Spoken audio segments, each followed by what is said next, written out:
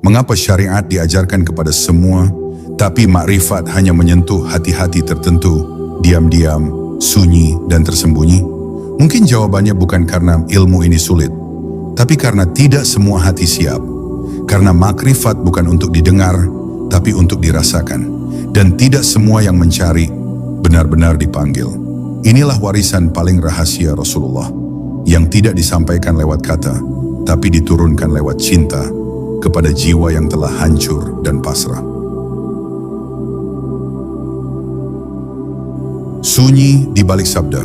Pernahkah kau bertanya, mengapa Rasulullah tidak mengajarkan makrifat secara terbuka sebagaimana beliau menyampaikan syariat?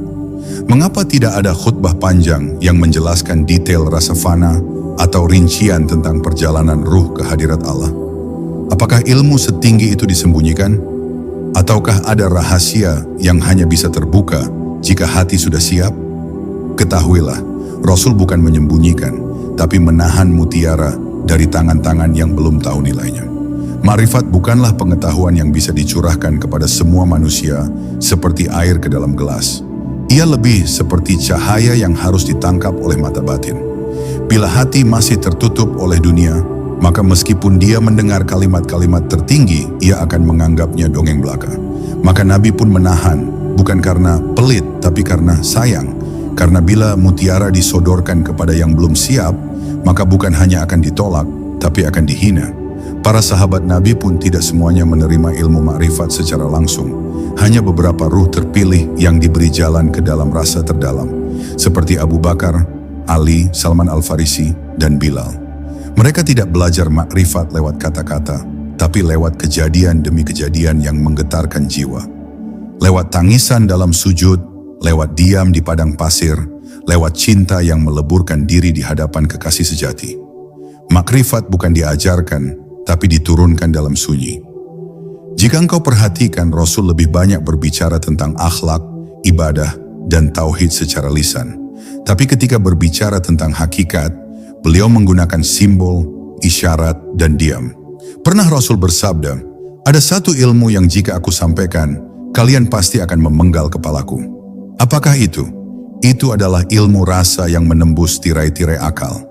Ilmu yang hanya bisa dimengerti oleh hati yang telah fana, yang tidak lagi memiliki kepentingan apapun selain Allah. Makrifat bukan sekadar ilmu tinggi, ia adalah perjalanan ke dalam. Dan tidak semua orang siap masuk ke dalam dirinya sendiri. Karena untuk masuk, seseorang harus berani kehilangan nama, kehormatan, bahkan pikirannya. Maka jika ada yang ingin tahu tentang makrifat, tapi masih terikat oleh kebanggaan terhadap ilmu, maka yang ia cari bukan makrifat, tapi sekadar kebanggaan baru. Disitulah kenapa Nabi memilih diam, daripada memberi sesuatu yang akan disalahpahami dan malah menyesatkan. Ilmu ini bukan untuk semua telinga, karena telinga hanya mendengar suara, tapi makrifat berbicara dalam getar. Dan getar itu hanya bisa dirasa oleh hati yang telah dikosongkan dari dunia. Maka tak perlu heran jika Nabi memeluk beberapa sahabatnya lama dalam diam, atau menatap mereka dengan pandangan yang dalam dan hening. Disitulah ilmu diturunkan, dalam hening, dalam rasa, bukan lewat ceramah panjang tapi lewat detakan ruh yang bersatu. Sampai hari ini ilmu itu masih berjalan, tapi bukan lewat seminar atau buku-buku tebal. Ia berjalan lewat para kekasih yang menyembunyikan diri di balik kerendahan. Mereka tidak mengaku tahu, tapi rasa mereka telah tembus ke hadiratnya. Mereka tak banyak bicara, tapi kehadiran mereka membuat jiwa orang lain gemetar. Itulah warisan Nabi yang paling dalam. Bukan hanya syariat yang lahir, tapi makrifat yang batin. Dan hanya hati yang dipilih yang bisa merasakannya. Ilmu rasa yang tidak bisa dipaksakan. Apa yang terjadi jika engkau memaksakan cahaya menembus mata yang masih tertutup? Ia tak akan melihat apapun, bahkan bisa menjadi buta. Begitulah makrifat. Ia bukan ilmu yang bisa disampaikan kepada semua orang, karena dasarnya bukan logika atau hafalan. Ia tumbuh dalam keheningan, di tanah hati yang telah digemburkan oleh ujian, dan ditaburi benih kepasrahan. Ketika Rasulullah menyampaikan syariat, semua bisa mengikutinya. Tapi ketika beliau menyentuh hakikat, Hanya hati-hati tertentu yang mampu menangis tanpa suara. Pernahkah engkau merenung, mengapa sebagian besar manusia lebih tertarik pada dalil daripada diam? Karena dalil bisa diperdebatkan, bisa dipelajari, dan memberi rasa kuasai. Tapi diam hanya bisa dihadapi oleh mereka yang berani menelanjangi ego. Makrifat hidup dalam sunyi yang tak bisa dipelajari oleh siapapun yang masih ingin dipuji. Maka Rasul pun mengajarkannya hanya pada mereka yang telah melewati syariat dengan kerendahan, yang tidak lagi merasa tahu.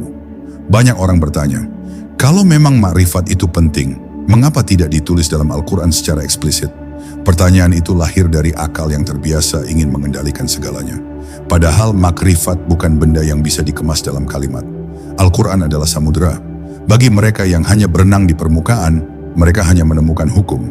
Tapi bagi hati yang menyelam dengan cinta dan keikhlasan, mereka akan menemukan cahaya makrifat di balik setiap huruf.